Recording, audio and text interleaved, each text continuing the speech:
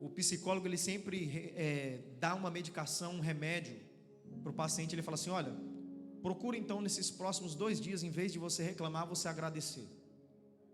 E depois você volta aqui e vê se algo mudou na sua vida.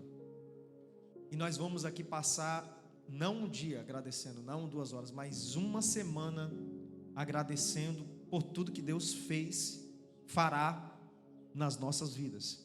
Eu não sei se você tem motivo para agradecer durante esses 9 dias consecutivos, e talvez possa acontecer alguma coisa durante estes dias que a lógica aos olhos humanos possa parecer ruim, mas o nosso pastor presidente sempre nos diz assim: agradeça pelas lutas, agradeça pelas portas que se fecharam, agradeça pelo carro que quebrou.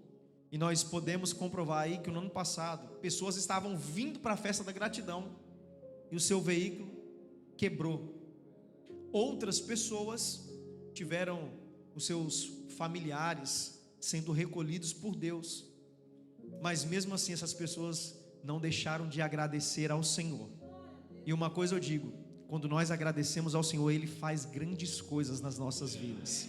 Então seja grato, venha com um coração de gratidão. E nessa festa tem uma coisa que é proibido, toda a igreja sabe, né? É proibido o que, igreja? É proibido o que? Então, meu irmão, se você tem alguma coisa para pedir, você tem até sexta-feira, até às 11h59. Senhor, faça alguma coisa, porque a partir de sábado eu só posso te agradecer, te louvar, te engrandecer. Então peça até sexta-feira, né? Assim, uma forma metafórica falando, uma metáfora. E tenho certeza que Deus vai fazer grandes coisas, amém? Vamos entrar na nossa lição. Sábado passado ministramos aqui a lição de número 13, que tem por título O Lugar Santo. E hoje, caso você não saiba, nós estamos no culto de ensino. Todo sábado e toda terça-feira é o culto de ensino da nossa revista Escola Bíblica para Todos. Realmente no Brasil nós temos o costume de nos reunirmos no domingo de manhã, por isso nós falamos sempre EBD. Todos aqui que são mais velhos de 30 anos, até quem tem 20 para cima vai saber que a nossa escola bíblica é dominical. Porém, aqui nós adotamos um sistema diferente, que é a escola bíblica para todos. Então é para crianças, para jovens, para adolescentes, para homens, mulheres, senhores e senhoras. E a bênção de Deus também é para todos. Lição de número 14, hoje nós estaremos nos detendo na parte final. O título da lição é O Lugar Santo. E assim como eu disse aqui no sábado, eu vou repetir novamente o que eu falei no sábado. Nós já estudamos sobre todos os utensílios do átrio. Nós também já estudamos sobre o altar de holocausto. Nas lições mais anteriores estudamos sobre a pia de bronze ou a bacia de cobre, como é relatada na palavra de Deus. Falamos também sobre a cortina, o cortinado, as cercas que estavam em volta do tabernáculo. Então nós já falamos aqui nessas 14 últimas lições com hoje em todos os objetos, utensílios e tudo que foi utilizado fora, ao redor do tabernáculo. E hoje nós vamos, no sábado nós já podemos entrar um pouquinho, mas hoje nós vamos adentrar ainda mais ao lugar santo. E eu faço essa pergunta: você está preparado para entrar no lugar santo? Diga aí amém. Vamos entrar então no lugar santo. E assim como eu disse no sábado, quando o sacerdote ele entrava no lugar santo, ele não entrava de qualquer jeito. Era necessário, antes dele entrar no lugar santo, ele se purificar, porque nós sabemos que Deus, Ele é santo. Então o sacerdote, o sumo sacerdote, se purificava para então entrar no lugar santo. E hoje nós vemos que nos nossos dias não tem mais tabernáculo. E qual é o lugar santo? Qual é o lugar santíssimo? A casa de Deus é o lugar santo. Será que você está se purificando cada dia mais para entrar nesse lugar santo? O que é esse lugar santo? É você entrar na presença de Deus. E sabemos que Deus é um Deus presente, Deus está aqui. No Antigo Testamento, ele se manifestava apenas para o sumo sacerdote, só apenas o sumo sacerdote tinha acesso. Mas nós vamos ver ao decorrer dessa lição que através de Jesus ele nos deu livre acesso. Amém? Hoje, por motivo aqui de força maior, nós não vamos ter aqui o nosso slide, devido a alguns problemas técnicos e também devido a toda a manutenção da nossa igreja preparando essa festa da gratidão. Mas eu quero convidar você a abrir aí a sua revista, quem sabe no seu telemóvel, se você tiver, ou quem sabe se você tem fisicamente a revista, e eu quero convidar você. Se você não tem, peça para um dos nossos irmãos que tenham, então alguém vai estar enviando lá no grupo de obreiros, para assim você também poder acompanhar. Vamos então começar a lição de número 14, o lugar santo, parte final. Textuário já foi aqui falado pelo nosso presbítero Ícaro Souza, e eu quero dar um pouco mais de ênfase também. Nos diz assim: porque um tabernáculo estava preparado, o primeiro em que havia o candeeiro e a mesa e os pães da proposição, ao que se chama o santuário. Está em Hebreus capítulo 9, verso 2. Então aqui no textuário já vai nos mostrar que as coisas que tinha dentro desse lugar santo. Talvez aqui você já, quem sabe, já cantou diversas músicas a Deus, falando no santo dos santos, a fumaça me esconde, mas você nunca, quem sabe, parou para entender por que santo dos santos, por que a fumaça vai me esconder. E nós vemos aí até que algumas igrejas querem fazer essa glória de Deus, essa fumaça aí fictícia, incendiando o altar com fumaça. Mas nós estamos no tempo da graça, não é preciso mais de fumaça fictícia, porque a presença de Deus já é real, literal no nosso meio. Então o nosso textuário vai nos dizer, porque já estava preparado um tabernáculo, com o candeeiro, a mesa dos pães da proposição e também o altar de incenso. E nós vamos aqui daqui a pouco fazer um recapítulo da aula passada, para que então nós pudéssemos entrar aí no lugar santo, e quem sabe aí também, com a autorização de Deus aí, entrar um pouquinho no lugar santíssimo. A nossa verdade prática nos diz assim: através de sua morte expiatória, Jesus nos garantiu o livre acesso ao santíssimo lugar. Daí a nossa verdade prática. A leitura bíblica em classe já foi feita aqui pelo nosso diácono Jeremias, não é necessário fazer novamente. E o nosso objetivo geral da aula de hoje vai nos deter apenas no ponto 3, que vai nos dizer assim: conscientizar que devemos prestar um verdadeiro serviço e adoração a Deus. Então este é o objetivo da aula de hoje: conscientizar que devemos prestar um verdadeiro serviço de adoração ao nosso Deus. Vamos fazer aqui um recapítulo das nossas aulas anteriores,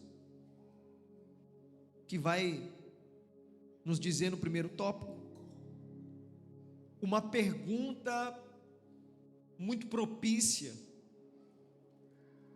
e a revista vai nos sugerir assim: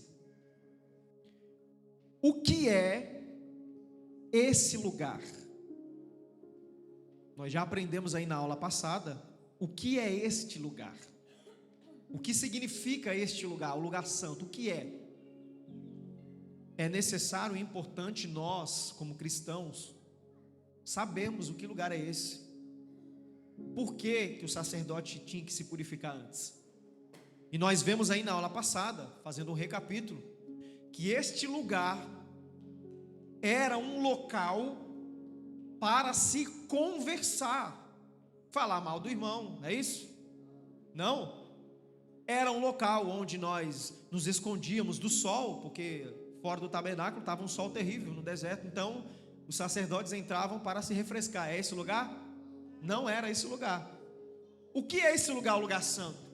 Esse lugar, lugar santo, era um local de serviço a Deus. Todas as vezes que os sacerdotes, quando eles iam entrar no lugar santo, eles não iam entrar de qualquer maneira. Eles não iam entrar para qualquer coisa, senão a prestar um serviço para Deus. Ou seja, neste lugar santo era um local de trabalho, e eles estavam a serviço do nosso Deus. Então esse local não era um local para entrar e falar mal das outras 11 tribos. Você imaginou se o sacerdote entrasse lá e falava assim: olha, você viu aí a tribo de Judá, rapaz, o negócio aí tá feio. Por que eles foram escolhidos para ficar bem na porta ali da leste? Mas você viu a tribo de Assé? Por que eles ficaram ali mais para cima? Não. Este local era um local que, quando os sacerdotes entravam, eles primeiro se purificavam para prestar um serviço de excelência ao nosso Deus. Caso contrário, se primeiro eles não se purificassem, quando eles entrassem na porta, no lugar santo, seria fulminado pelo próprio Deus. Então aqui nós já podemos aprender, assim como foi na aula passada, que para entrar na presença do Senhor, para prestar um serviço a Deus, mesmo que seja voluntário, deve haver santidade. Deve haver santidade. Não pense você que nos nossos dias atuais mudaram. Não mudou. Quer prestar um serviço de excelência a Deus? Quer subir para louvar? Quer subir no altar para cantar, para pregar, para ministrar? Ah, mas eu não quero, eu quero ficar quietinho no meu lugar. Tem que ter santidade, aleluias, porque se não tiver santidade, Deus não vai receber a nossa adoração. E nós temos aprendido isso dentro da Bíblia. E eu quero te convidar agora a você abrir a sua mente, tudo aquilo que você aprendeu, quem sabe de errado até hoje. Hoje Deus vai abrir o seu entendimento, e essa é a oração que eu sempre faço: Senhor, abra o nosso entendimento para que nós possamos aprender a palavra de Deus. Então os sacerdotes, eles entravam no lugar santo não para ser visto, mas para o serviço de Deus. Eles entravam para o serviço de Deus. E uma coisa muito interessante que eu aponto aqui nesta aula é que, enquanto eles estavam trabalhando no átrio, o que eles faziam? Fazia todo ali o ritual das ofertas no altar de holocausto, lavava suas mãos. Enquanto eles estavam fazendo todo o serviço para Deus ali, a multidão podia acompanhar, podia ser testemunha ocular do que eles estavam fazendo, falando: olha ali, o sacerdote está realmente degolando o animal, o sacerdote está realmente ali se purificando.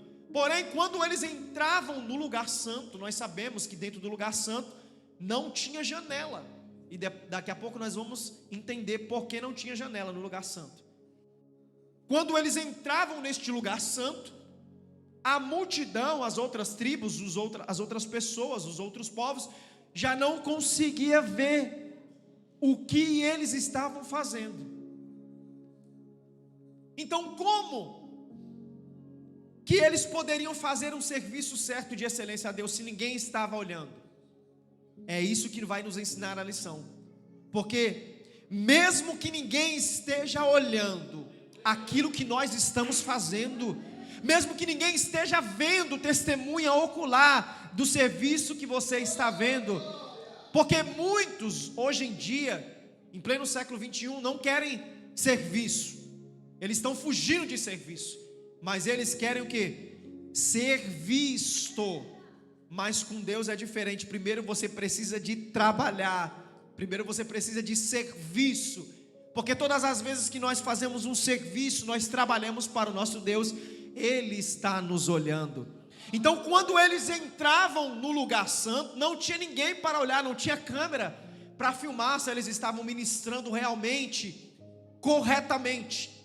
Então, por que eles deveriam fazer certo? Primeira coisa, porque eles estavam fazendo não para o homem, mas para Deus. Estavam trabalhando para Deus. E Deus disse na revista passada que nós estudamos sobre Levítico, que todas as outras tribos tiveram herança, uma parte. Porém, quando chegou na tribo de Levi, Deus falou assim: olha, vocês não vão ter herança. Por quê, Senhor? Porque eu serei a herança de vocês. Todas as outras tribos tiveram herança, terreno aqui na terra, palpável. Mas a tribo de Levi, a herança deles está com Deus. Aleluias. E uma coisa eu quero dizer para você já nessa noite: a melhor herança que nós também, aleluias, temos, não está aqui na terra. Não é a casa que você tem que está no seu nome, não é o carro que você tem, isso não é herança, isso é herança terrena, vai passar. Todas as coisas que você almeja uma coisa boa, isso não é nada comparado às mansões celestiais que Ele está preparando para cada um de nós. Essa agora é a nossa herança. Por quê? Porque Jesus disse: olha, eu estou indo para o meu Pai, para os céus. Por que, Senhor, você está indo para lá? Porque eu vou preparar um lugar, aleluias, um lugar especial, um lugar que verdadeiramente lá não haverá choro, não haverá pranto, não haverá nada além mais do que gratidão ao nosso Deus, aleluias. Então eu quero convidar você, quem sabe você está falando assim: olha, realmente meu pai morreu, minha família morreu e não deixou nenhuma herança para mim. Meu irmão, você está enganado. Você é herdeiro de, oh meu Deus do céu, você é herdeiro de Cristo. Tem uma herança particular para você. E deixa eu dizer para você, talvez você pode morrer até pobre aqui. Pobre no quesito financeiro. Você pode morrer pobre, meu irmão. Deus não falou que Ele ia fazer do povo dele rico, milionário, não. E pelo contrário, Ele falou assim: olha, pelo meu nome vocês vão padecer, vão ser perseguidos. Pelo meu nome vocês vão sofrer calúnia. Pelo meu nome a porta de trabalho, só para vocês falar que são crentes, vai fechar. Mas quero dizer uma coisa: tenha bom ânimo, porque eu venci o mundo e vocês também vão vencer. E aquele que padecer todas essas coisas pelo meu nome, eu estarei preparando um lugar para cada um. Então o lugar santo era um local de serviço. Os sacerdotes, eles entravam para trabalhar, para servir a Deus. Agora, ninguém estava olhando, e aí? Eles estavam fazendo corretamente? Se ninguém estava olhando? A lição também nos aponta isso. Como tem sido o seu serviço a Deus? Como tem sido o seu serviço na casa do Senhor? Quando ninguém está olhando. Quando ninguém está olhando, será que você faz da mesma maneira que quando, quem sabe, o pastor presidente está aqui? Quando ninguém está olhando, será que você faz com o mesmo amor de quando o nosso pastor local ou os presbíteros evangelistas não estão aqui?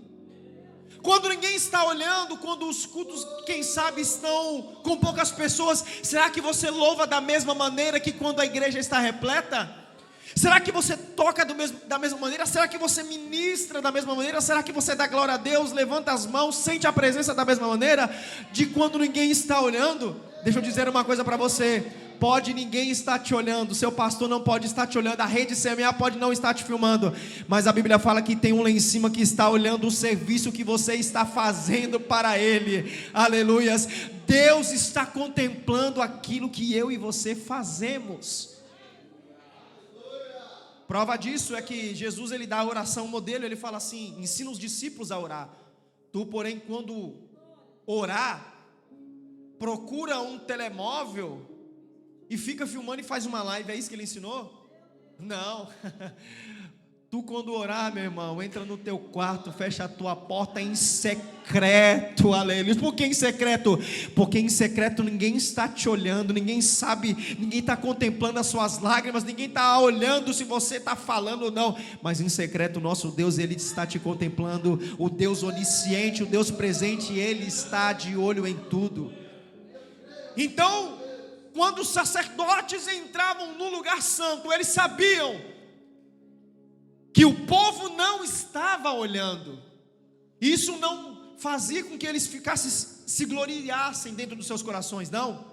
Pelo contrário, eles entravam com humildade, eles entravam purificados. Por quê? Porque quando eles entravam, eles sabiam que naquele local era manifestado a presença de Deus, aleluias. Meu irmão, eu não sei se você já sentiu a presença de Deus assim, de uma forma forte, de uma forma, quem sabe, palpável, assim, até você não aguentar mais.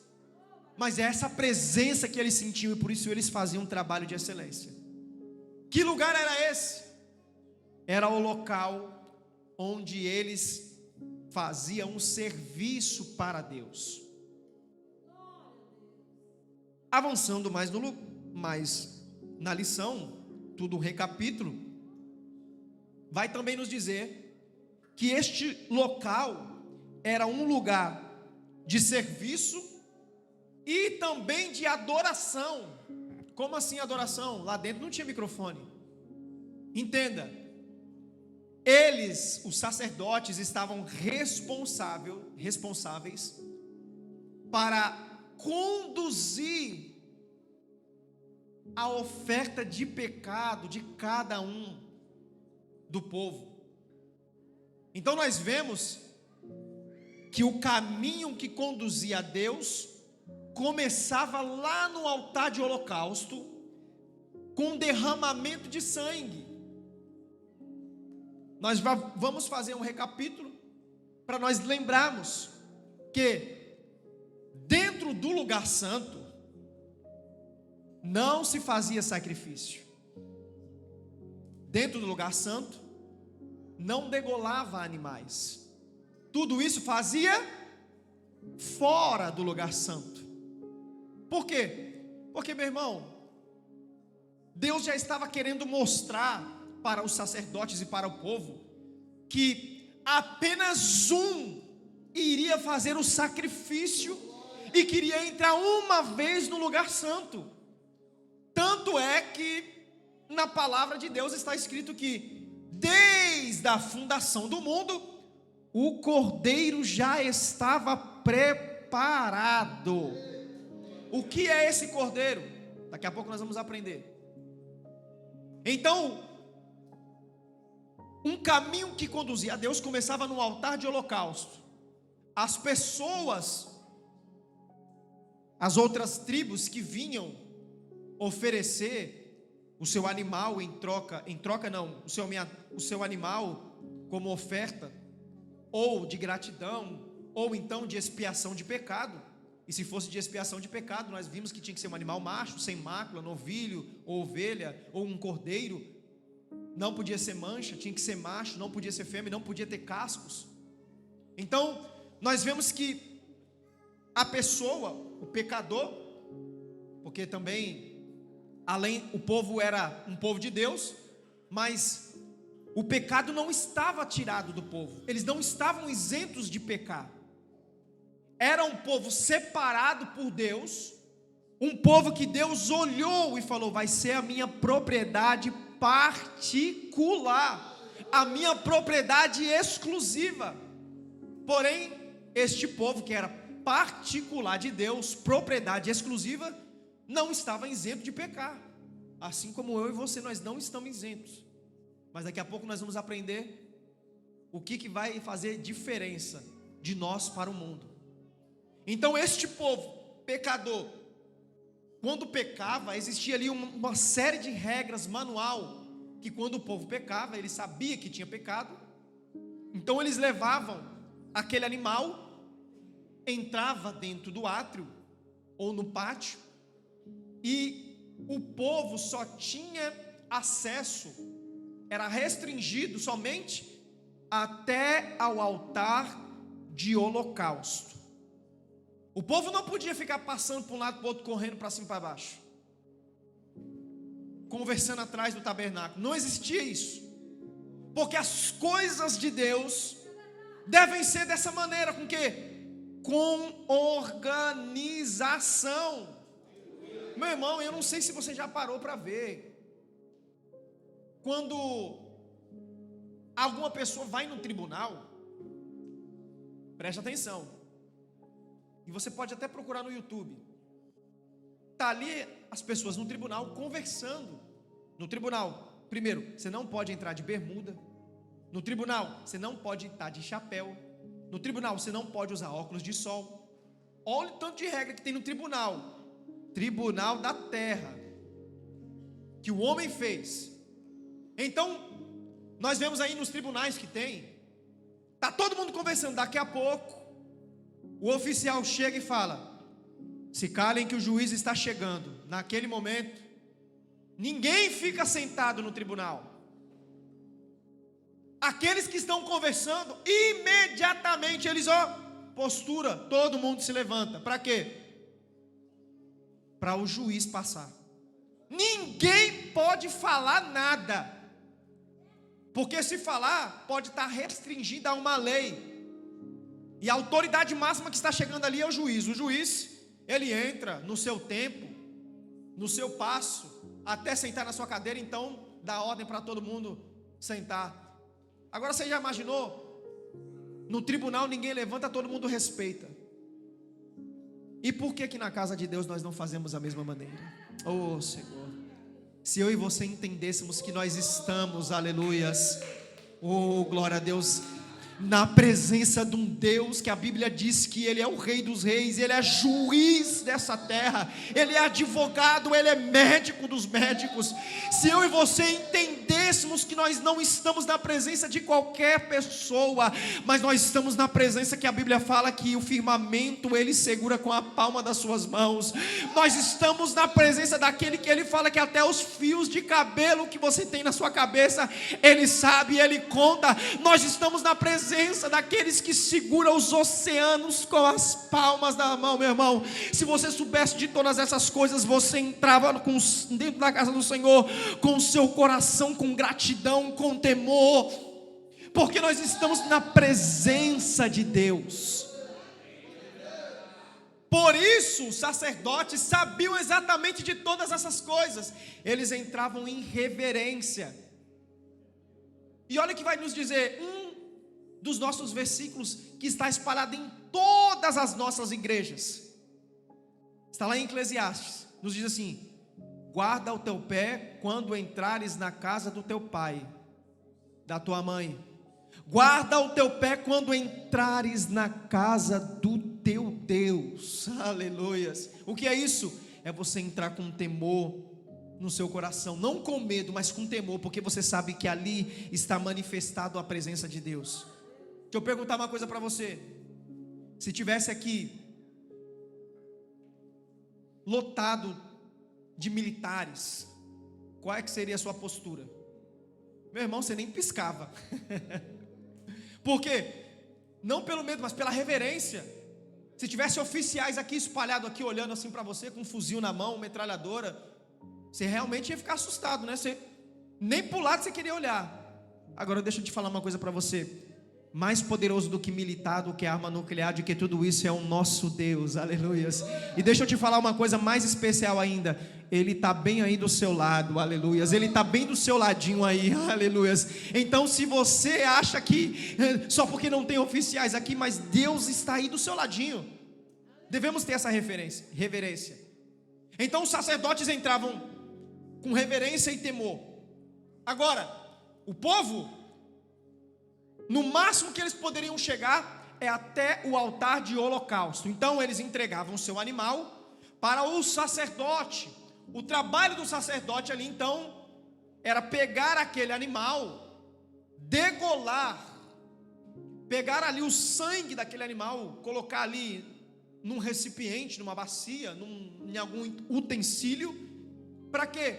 Porque depois este sangue seria levado para o lugar santo, que daqui a pouquinho também nós já vamos aprender. Então, o trabalho do sacerdote começava ali no altar de holocausto. Mas antes dele pegar este animal e pegar ali e degolar, antes ele ia na pia de bronze, se purificava, lavava suas mãos e pés. Aí então ele estava apto a receber aquela oferta. E ali nós vemos então que ele lavava suas mãos novamente, pegava aquele sangue. Nós vimos aí que era um local de serviço e adoração. Agora, por que adoração? Porque ele pegava aquele sangue, entrava com aquele sangue dentro do lugar santo. Ou seja, dentro do lugar santo não se fazia sacrifício. O sacrifício era feito fora. Então ele levava aquela bacia. Vou simbolizar aqui como se fosse aqui, ó, bacia. Ele chegava ali perto do altar de incenso. O sacerdote pegava, molhava a ponta do seu dedo no sangue, aspergia 7 vezes perto do véu, que era próximo ali ao altar de incenso, que daqui a pouco nós vamos também tentar entrar nesse véu. E depois ele pegava o sangue e passava sobre as 4 pontas do altar de incenso. Para quê? Porque só através de um sangue inocente de um animal imaculado é que poderia redimir o pecado do pecador, do adorador que trouxesse a sua oferta.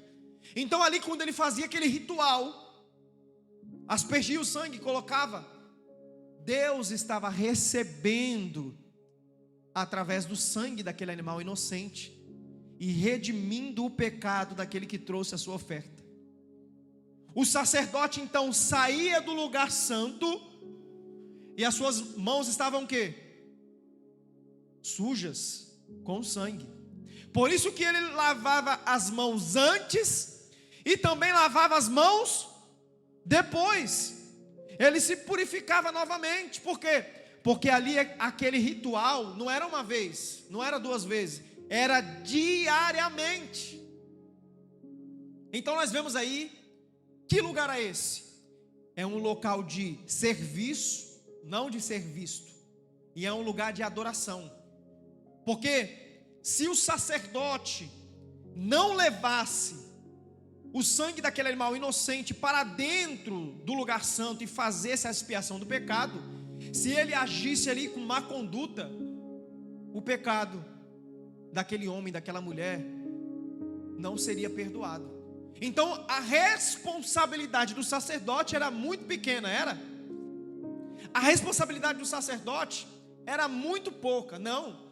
A responsabilidade do sacerdote era tamanha responsabilidade entre todas as coisas que tinha no tabernáculo. Por quê? Porque ele estava lidando com o pecado diretamente do povo. E daqui a pouco nós vamos aprender que hoje não tem mais sacerdote. Hoje não tem mais sumo sacerdote. Quando nós hoje pecamos, não é preciso você comprar aí uma pomba, um animal, um novilho e trazer para o sacerdote, o pastor da igreja. Não tem mais isso. No tempo da graça nós vamos aprender que Jesus, como um cordeiro que desde a fundação estava preparado, ele entra uma vez no santuário e ele se doa, se sacrifica por cada um de nós, fazendo o quê?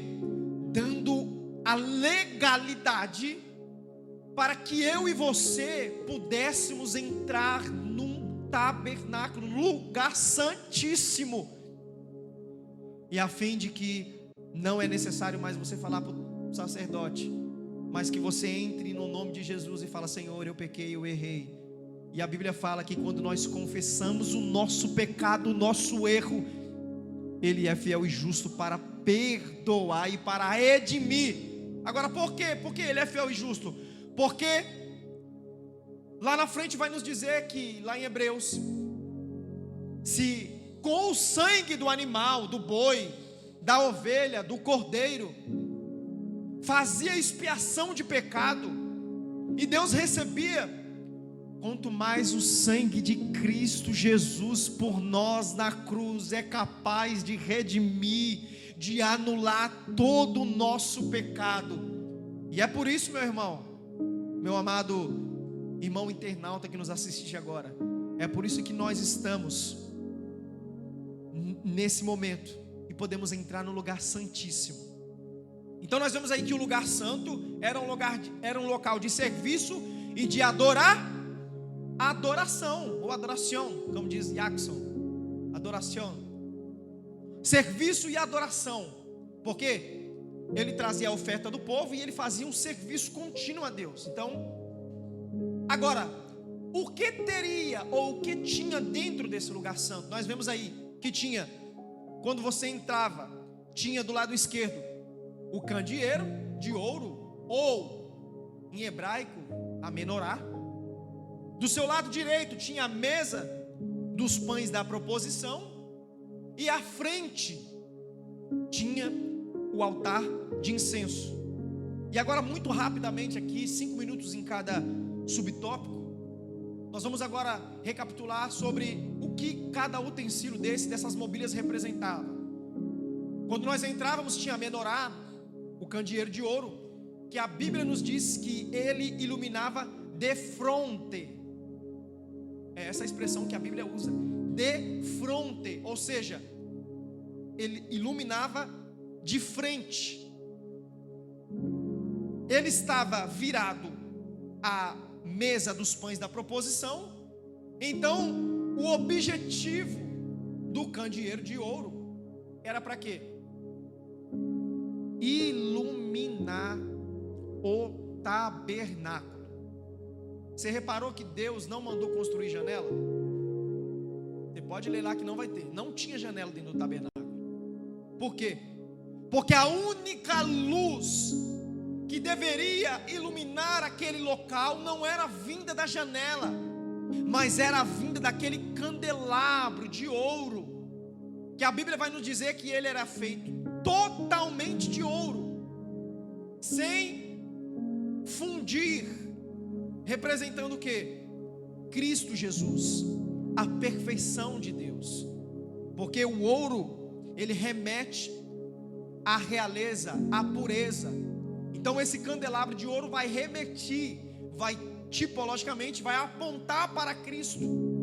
E nós vemos aí que a função do sacerdote era manter o candeeiro todos com as luzes apagadas, é isso? Não. Era manter o quê? Com as luzes acesas. Então Deus vai mandar, dar uma ordem para os sacerdotes, que era uma ordem principal. Qual essa ordem era?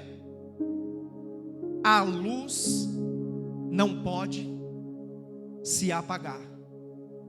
A luz não pode se apagar. Se a luz se apagasse, não tinha serviço. Se a luz se apagasse, não tinha como fazer serviço, não tinha como trabalhar. Então a luz deveria ser mantida diariamente pelo sacerdote. Nós vemos aí que era não com qualquer tipo de azeite, que era para manter aquelas 7 lâmpadas acesas, mas era com azeite puro. Aleluias. Deus queria o dízimo do azeite. Porque se você não sabe, quando eles iam fazer o azeite, ali tinha uma espécie, eles colocavam ali, faziam uma pedra, colocavam ali as azeitonas, junto com seus ramos, colocava um batente, e colocava ali um utensílio para deslizar aquele líquido, o azeite, e mais embaixo colocava uma vasilha. Então aquele batente eles vinham e batiam, não forte, só encostava na azeitona. Para quê? Para não machucar o caroço, para não machucar ali a azeitona, só para dar aquela espremida. Porque quando dava aquela espremida, saía o azeite puro. Aleluias, meu irmão. É por isso que às vezes, aleluias, Jesus ele aperta muitos que estão aqui. Você já, quem sabe, já orou: Senhor, estão me apertando. Mas não é motivo para você ficar triste, não. É porque cada vez que Jesus te aperta, é porque Ele quer extrair o melhor azeite de você, aleluias. Quando Ele te aperta, é porque Ele quer. Ele não vai te machucar, Ele não vai te magoar. Mas quando Jesus te aperta, meu irmão, é porque Ele quer o azeite puro, aleluias. E esse azeite puro é para iluminar aqueles que andam em trevas. Será que você não percebeu a lição? A Bíblia fala: lâmpada para os meus pés é a tua, e luz para os meus caminhos, aleluias. Então, deveria ficar aceso, não poderia se apagar. Este era a função do candelabro. E nós vemos aí também em Apocalipse que João vai relatar numa visão que ele tem, que, primeiro, o candelabro representa a igreja, o azeite representa o Espírito Santo, e a luz representa quem? Cristo Jesus. O azeite, aliás, a luz representa Cristo Jesus.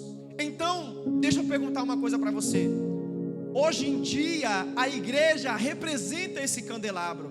A igreja sem o azeite é uma igreja apagada. É por isso que a igreja, hoje em dia, no século 21, não pode faltar o azeite. Aleluias. Eu e você temos que ter azeite. Oh meu Deus do céu, meu Deus, que vontade de pregar.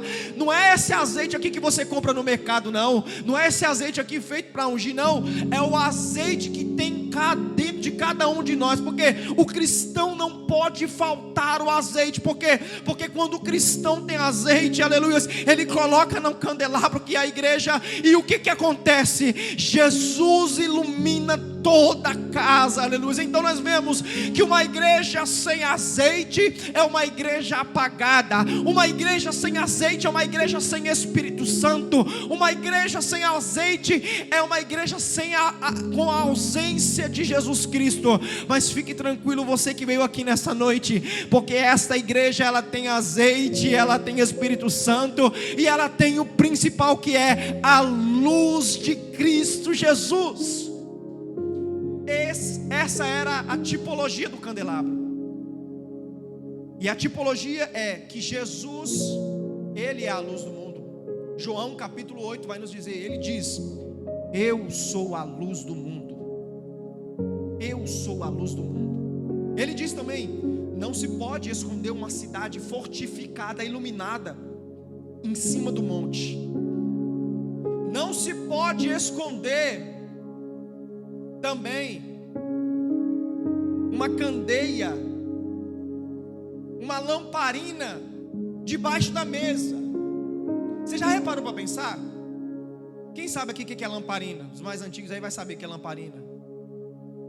Lamparina servia para iluminar. Agora, se você pega uma lamparina, coloca ela debaixo da mesa, ela vai iluminar?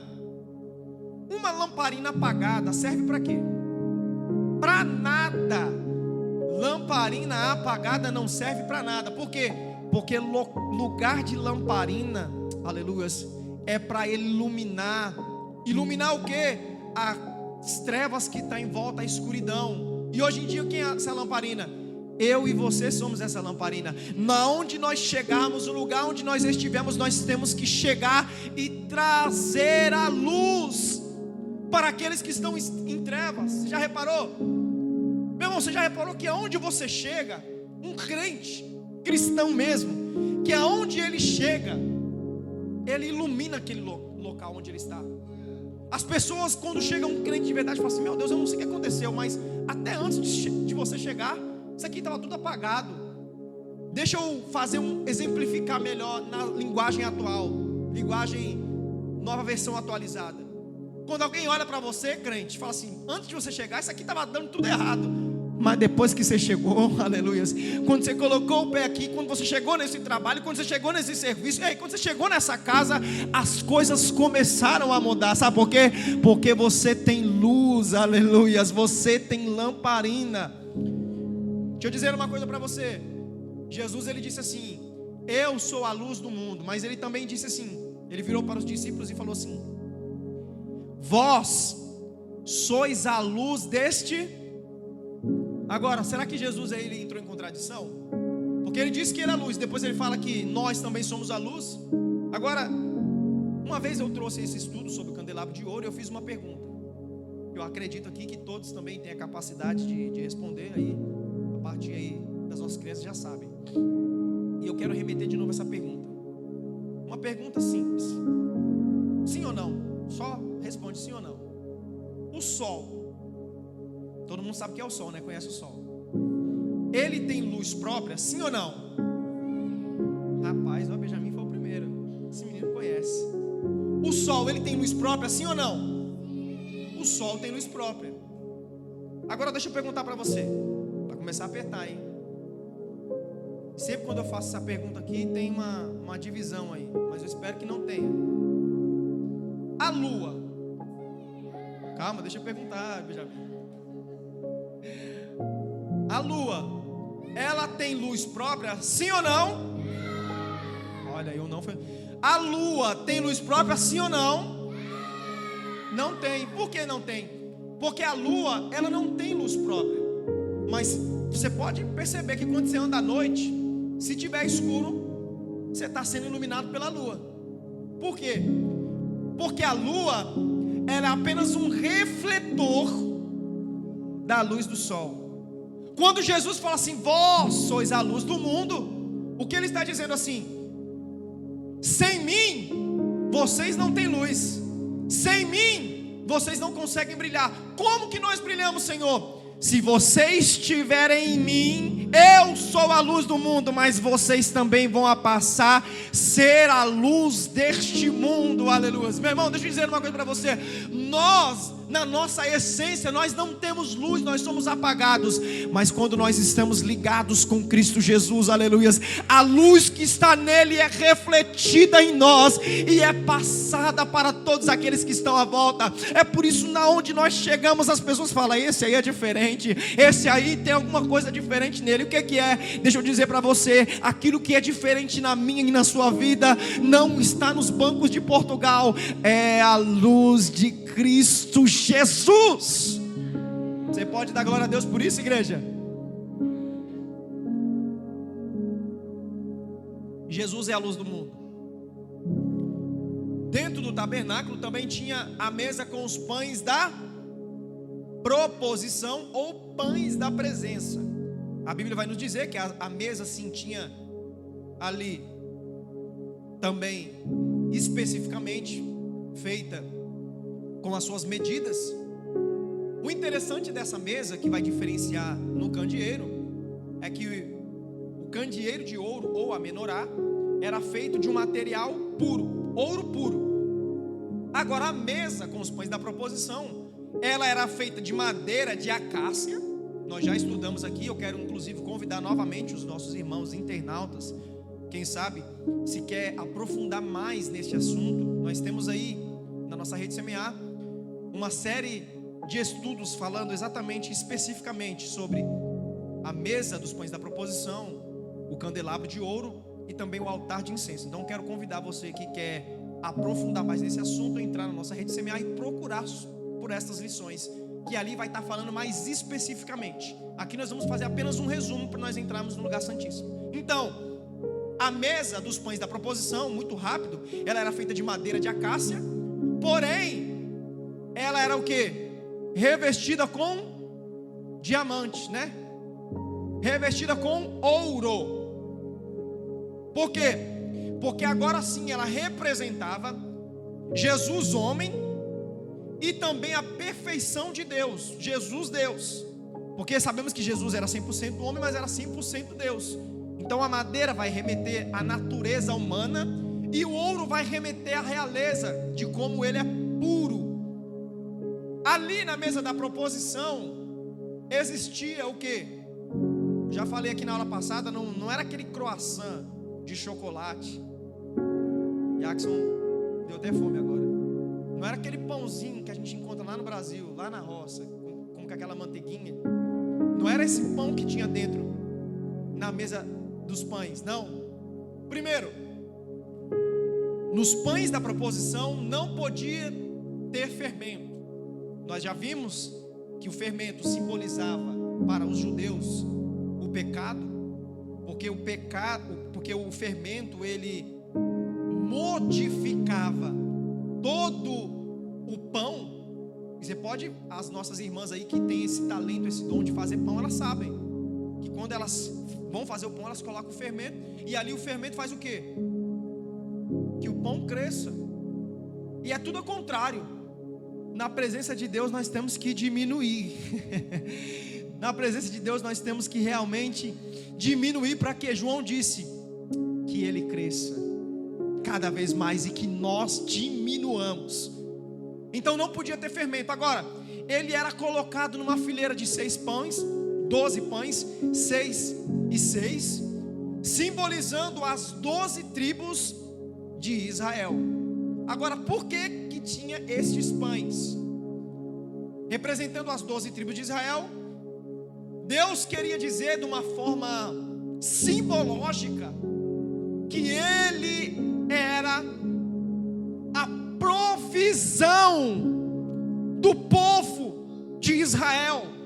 Então, quando os sacerdotes entravam e viam que a mesa estava com 12 pães, na mesa da presença, na mesa dos pães da proposição, eles já podiam constatar que Deus estava provendo todas as coisas no povo dele. Os 12 pães representavam a provisão divina sobre a vida de todo o povo. Deixa eu dizer uma coisa para você: nos nossos dias não mudou. Deus, Ele ainda é o Deus da nossa provisão, aleluias. Ele provê aquilo que nós precisamos, aleluias. Ele é o Deus da nossa provisão. Às vezes nós nos encontramos em situações que nós olhamos e realmente com os olhos humanos nós olhamos para a nossa carteira e falamos assim: não vai dar. Nós olhamos para a nossa saúde, quem sabe falamos assim: não vamos conseguir. Mas deixa eu dizer uma coisa para você: Deus, Ele é o Deus da nossa provisão. Aquilo que realmente você e eu precisamos, Ele vai prover, aleluias. A Bíblia fala que Abraão, ele foi convocado por Deus a levar um dos seus 12 filhos para o altar. Foi isso? Foi isso, igreja? Levou o seu único filho, só tinha um.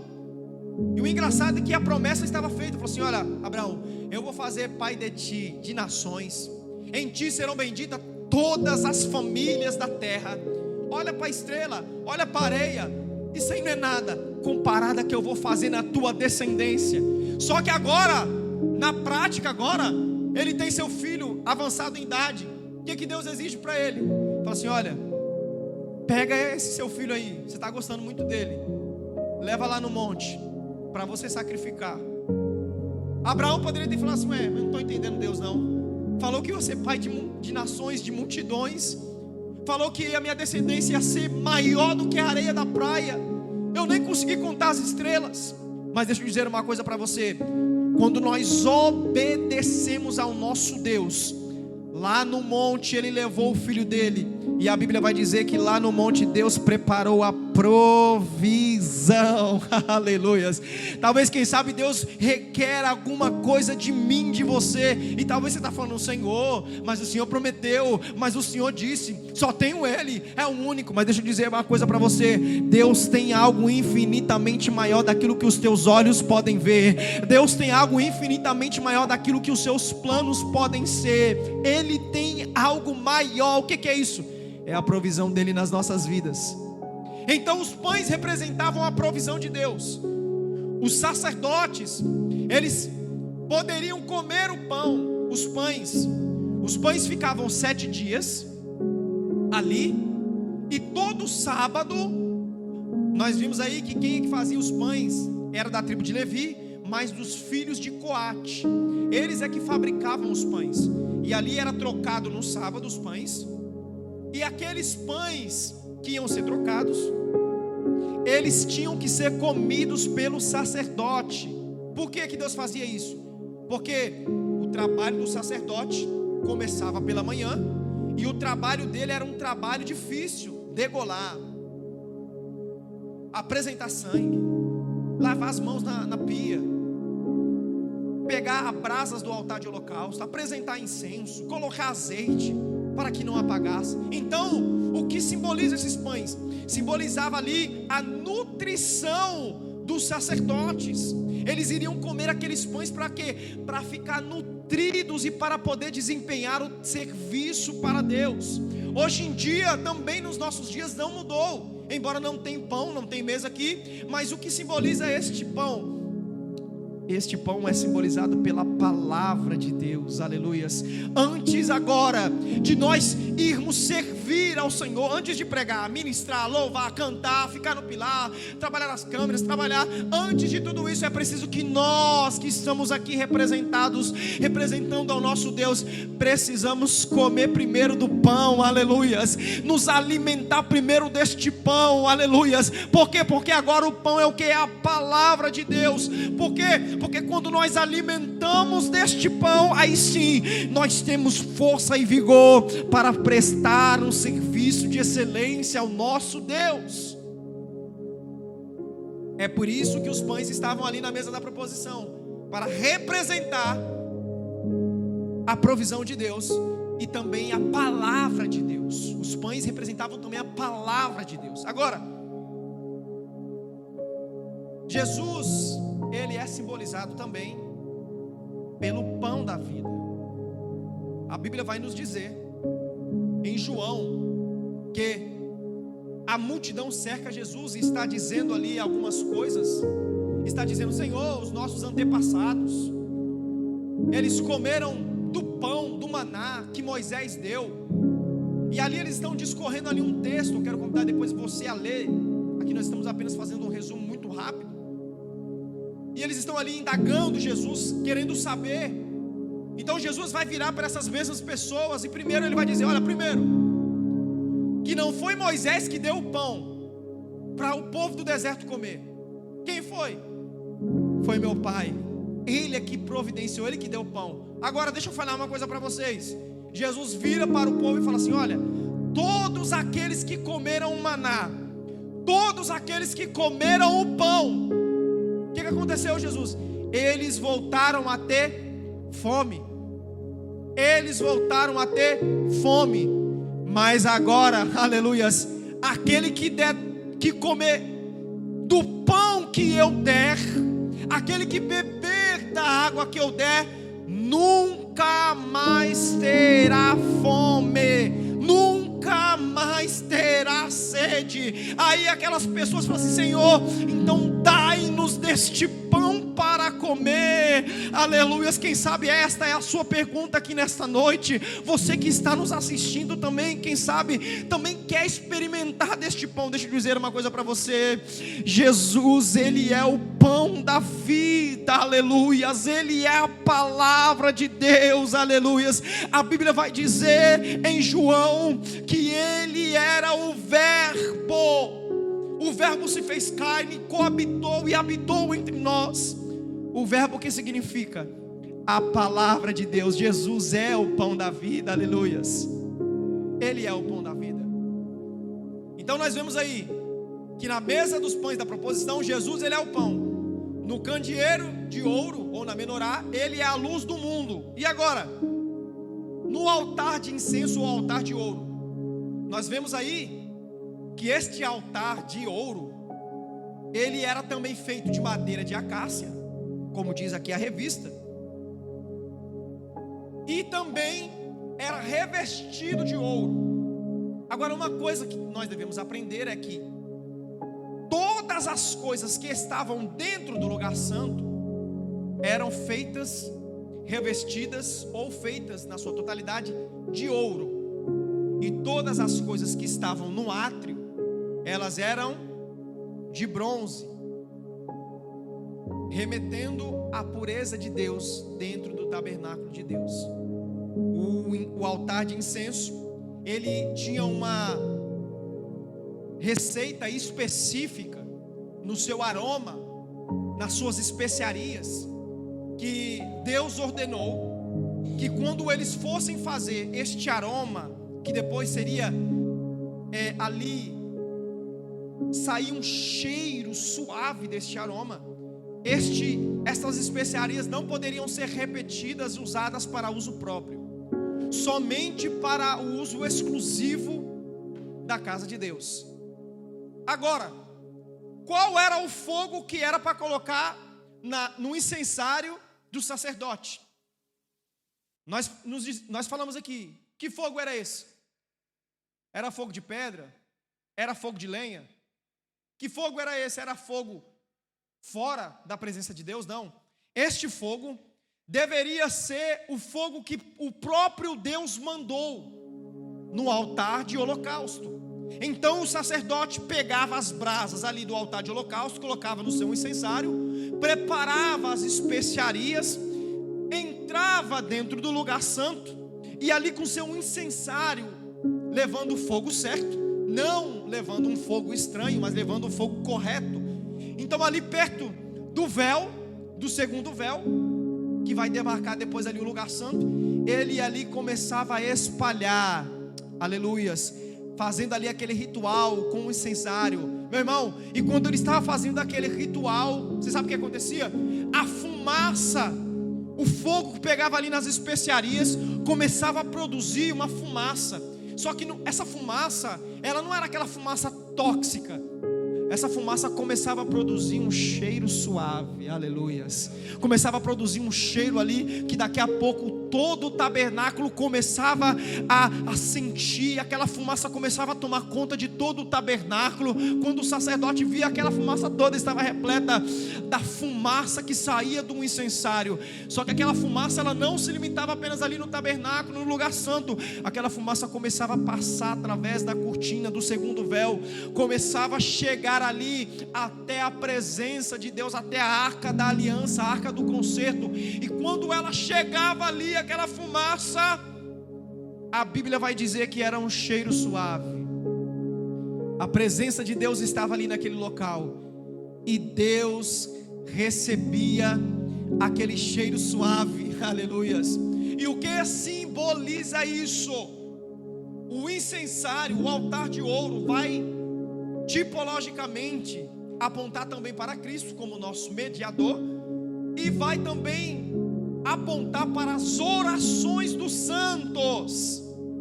Ou seja, quando o sacerdote levava aquele incensário até ao lugar santo, ali próximo ao lugar santíssimo, ele estava dizendo assim: Senhor, recebe as orações de todo o povo, recebe a oração de todas as tribos. Hoje em dia seria: Pai, recebe a oração de todas as nossas igrejas, aleluia. Só que aquelas orações ali que estavam em fumaça, elas começavam a passar ali o véu, o segundo véu. Talvez você já disse isso, e você aprendeu aqui também na aula passada, que quantas pessoas vão cantar, elas falam assim: Senhor, recebe o nosso louvor como cheiro suave. Recebe, Pai, a minha oração como cheiro suave. O que significa isso? Significa que a fumaça, o cheiro suave está passando no segundo véu e está chegando na presença de Deus, aleluia. Deixa eu dizer uma coisa para você: se a fumaça tiver um cheiro suave, pode ficar tranquilo, porque Ele está recebendo as nossas orações, aleluia. As nossas orações não é simplesmente para ficar aqui, aleluia, na igreja, nessas quatro paredes, não. Embora aqui tenhamos teto, mas a tua oração, meu irmão, ela tem poder para atravessar teto de bronze, chão de ferro. A tua oração tem poder para despedaçar o inferno. A tua oração tem poder para alcançar até mesmo quem está longe, quem está perto, aonde você não conseguir chegar. O poder que tem na tua oração, meu irmão. Se você soubesse, você orava mais, você buscava mais, porque a palavra de Deus vai nos dizer que a oração do justo, ela pode muito, muito, muito, não pode pouco não, ela pode muito em seus efeitos, aleluias. Aquilo que nós não conseguimos fazer com a nossa força humana, não é preciso você gastar a sua saúde, não é preciso você gastar a sua força. Quem sabe quantas vezes você tentou resolver pela força do seu próprio braço, mas deixa eu dizer uma coisa para você: experimenta a partir de hoje a dobrar os seus joelhos, a entrar neste quarto secreto e apresentar a Ele, a Deus, as causas. Meu irmão, eu te garanto que Deus, Ele vai ouvir a sua oração, porque também na palavra de Deus em Mateus vai nos dizer que tudo aquilo que nós orarmos crendo, nós iremos receber, aleluias. Então, meu irmão, deixa eu dizer uma coisa: a sua oração não são palavras que você está pensando que está falando da sua cabeça, não. Primeiro, o Espírito Santo te impulsiona a orar, e aquela oração que você faz, ela vai subindo, vai subindo, vai subindo, vai subindo, vai subindo, como um cheiro suave, até as narinas de Deus. Talvez você tenha falado assim: mas eu já... Teve dias que eu já cheguei para orar, teve momentos que eu já cheguei para tentar orar e não consegui orar, não saiu palavras. O que saiu então? Só saiu lágrimas e gemido. Eu não consegui falar, eu não consegui descrever aquilo que eu estava sentindo. Eu queria tanto orar, mas a tristeza, a angústia era tão profunda que eu não consegui. Eu apenas ajoelhei e comecei ali a gemer, a chorar. Mas deixa eu dizer uma coisa para você: a Bíblia também vai nos dizer que até os gemidos inexprimíveis, aleluias, Ele está colhendo, Ele sabe daquilo que exatamente você precisa. Agora, para receber, tem que abrir a boca. Para receber, tem que chorar. Para receber, tem que gemer na presença do Espírito Santo. Boca fechada não recebe, sem choro não recebe, sem gemido não recebe. Então, o altar de incenso simbolizava exatamente isso: as orações. O sacerdote levava então as orações de todo o povo. Agora, quem aqui já pediu oração alguma vez? Levante assim a mão. Meu irmão, não é possível, todo mundo já pediu oração, né? Agora deixa eu dizer uma coisa para você. No tabernáculo, o povo colocava a responsabilidade no sacerdote. Ele que levava as orações de todo o povo. E eles ficavam do lado de fora para ver se a oração seria aceita, para ver se o seu pecado era perdoado. Porque se subisse a fumaça, a oração era aceita, o pecado era perdoado. Agora deixa eu dizer uma coisa para você. Depois da morte de Cristo, quando Ele se fez pecador por mim, por você, quando Ele carrega todo o pecado, não se tornou pecador de uma forma literal, porque vemos aí que Cristo não pecou, até os seus inimigos testemunharam isso. Quando Jesus estava sendo levado para ser crucificado, Pilatos falou assim: verdadeiramente, este homem é inocente. A mulher de Pilatos teve sonhos acerca da inocência. Aquele carrasco que espetou ali a lança, transpassou a Cristo, ele disse: verdadeiramente ele era filho de Deus. Então nós vemos aí que foram os inimigos também testemunharam a pureza de Cristo Jesus aqui na terra. Agora deixa eu dizer uma coisa para você: Jesus, Ele fez cada um de nós sacerdotes, aleluias. Eu e você agora somos sacerdotes, aleluias. E daí? O que significa isso? Você está lembrado que lá no tabernáculo quem levava as orações era quem era? O sacerdote. E você hoje é o quê? Meu irmão, então você pode orar na presença de Jesus, aleluias, porque agora você é um sacerdote. Você pode apresentar a Ele a causa, você pode apresentar a Ele, porque Ele também é o nosso mediador. No tabernáculo quem era o mediador era o sacerdote, mas agora na aliança, no tempo da graça, Jesus é o nosso mediador. Então, no altar de ouro simbolizava ali as orações dos santos. Jesus é o nosso mediador. E no ponto 3, vai nos dizer que, na verdade, esse ponto 3 aqui é uma preparação para a próxima aula, que provavelmente será depois da festa da gratidão, porque nós vamos entrar agora no período de festa de gratidão e agradecer. Agora, este ponto 3 aqui vai nos dizer o véu que demarca o lugar santo e o lugar santíssimo. Que véu era esse? Era o véu que fazia separação do lugar santo e do lugar santíssimo. Este era o véu na qual nenhum de nós poderíamos entrar. Apenas o sumo sacerdote, uma vez no ano, entrava ali para oferecer o sacrifício de expiação de pecado de todo o povo. Mas era o que? Era uma vez no ano que ele entrava. Mas depois do sacrifício de Cristo Jesus, aleluias, depois do sacrifício de Cristo Jesus na cruz, Ele nos deu livre acesso para que eu e você entrássemos nesse santo lugar. Oh, aleluias. Deixa eu perguntar para você: você já entrou nesse santo lugar no dia de hoje? Você já entrou nesse santo lugar no dia de ontem? Então deixa eu fazer outra pergunta: o que você está esperando para entrar neste santo lugar?